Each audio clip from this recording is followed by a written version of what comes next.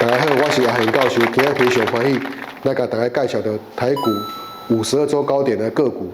最近这一两个交易日，台股大跌了300-400点，但是有一寡股票呢，伊离52周高点，咱来看卖。来，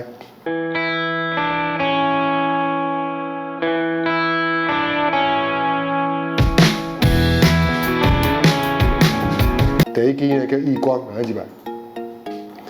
亿光呢，伊即摆从足简单嘛，上涨、盘整、搁上涨。小朋友，伊在冲啊！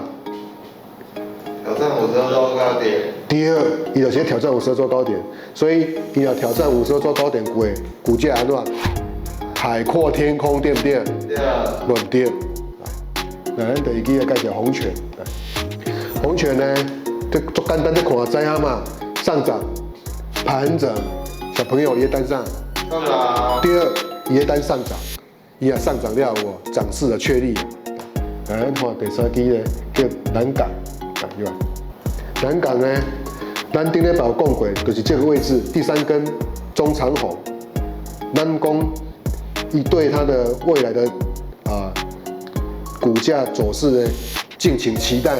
果不其然呢，就今天就大涨。创下新的52周高点，未来还是很有可能继续大涨。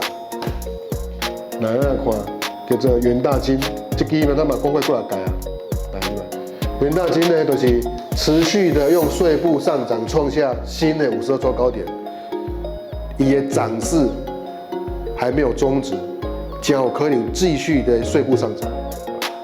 来看长荣钢这支咱嘛讲过。过来改啊，差不多1个月前有讲过啊，长荣钢嘛是同款啊，税部上涨了，现在在盘整，所以小朋友也单上，上涨。第二也单上涨，也个上涨了的一片海阔天空啊。来，大连大，对吧？大连大嘛同款啊，一路税部上涨啊，现在嘛是啊，所以有可能个持续性的税部上涨创下股价新高价嘛，有可能无？第二，而且几率很高。好，今天为大家介绍台股52周高点到这边，谢谢。